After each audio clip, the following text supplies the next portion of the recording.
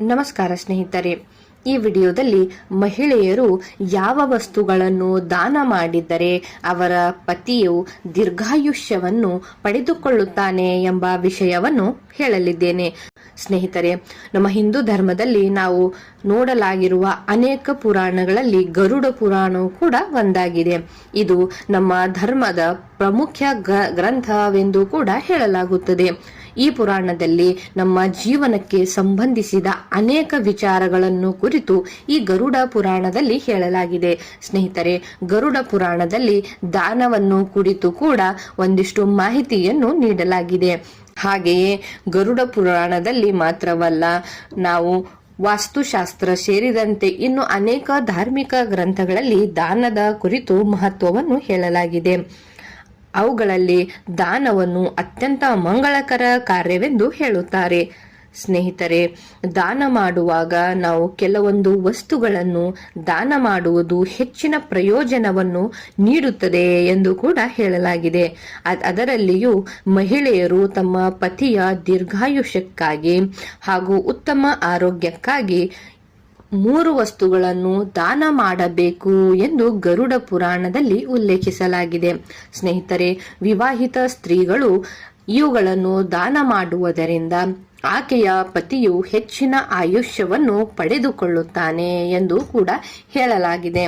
ಹಾಗಾದರೆ ವಿವಾಹಿತ ಮಹಿಳೆಯರು ಯಾವ 3 ವಸ್ತುಗಳನ್ನು ದಾನ ಮಾಡಬೇಕು ಎಂಬುದನ್ನು ನೋಡಿ. ಸ್ನೇಹಿತರೆ, ಮಾಹಿತಿ ಇಷ್ಟ ಆಗಿದ್ದಲ್ಲಿ ಒಂದು ಕಮೆಂಟ್ ಮಾಡಿ ತಿಳಿಸಿ. ಸ್ನೇಹಿತರೆ, ಮೊದಲನೇ ವಸ್ತು ಕೆಂಪು ಮೆಣಸಿನಕಾಯಿ. ಒಬ್ಬ ವ್ಯಕ್ತಿಯು ಶತ್ರುಗಳಿಂದ ಸಮಸ್ಯೆಯನ್ನು ಎದುರಿಸುತ್ತಿದ್ದರೆ ಅಥವಾ ಅನಾರೋಗ್ಯದಿಂದ ಬಳಲುತ್ತಿದ್ದರೆ ಆತನ ಪತ್ನಿಯು ಮಂಗಳವಾರದಂದು ಕೆಂಪು ಮೆಣಸಿನಕಾಯಿಯನ್ನು ದಾನ ಮಾಡಬೇಕು. ಇದನ್ನು ಆಕೆ ದಾನ ಮಾಡುವಾಗ ದಕ್ಷಿಣಾಭಿಮುಖವಾಗಿ ದಾನವನ್ನು ಮಾಡಬೇಕು ಎಂದು ಇಲ್ಲಿ ಹೇಳಲಾಗಿದೆ. ಹೀಗೆ ಮಾಡಿದರೆ ಮಾತ್ರ ಆಕೆಯ ಪತಿಯು ಶತ್ರುಗಳಿಂದ ಮುಕ್ತಿಯನ್ನು ಪಡೆದುಕೊಳ್ಳುತ್ತಾನೆ ಎಂದು ಗರುಡ ಪುರಾಣದಲ್ಲಿ ಹೇಳಲಾಗಿದೆ. ಸ್ನೇಹಿತರೆ, ಎರಡನೇ ವಸ್ತು ಉಪ್ಪು.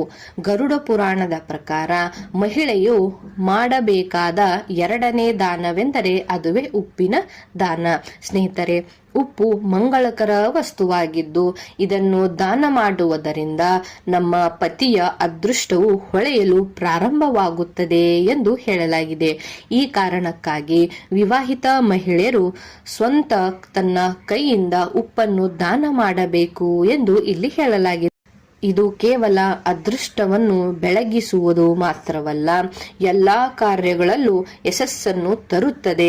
ಆದರೆ ಎಂದಿಗೂ ನೀವು ಉಪ್ಪನ್ನು ಮುಸ್ಸಂಜೆ ಸಮಯದಲ್ಲಿ ದಾನ ಮಾಡಬಾರದು ಎಂಬ ವಿಷಯವನ್ನು ನೆನಪಿನಲ್ಲಿಟ್ಟುಕೊಳ್ಳಬೇಕು ಸ್ನೇಹಿತರೆ. ಹಾಗೂ ಮೂರನೇ ವಸ್ತು ನೋಡಿ, ಹಾಲು, ಅಕ್ಕಿ ಮತ್ತು ಸಕ್ಕರೆ.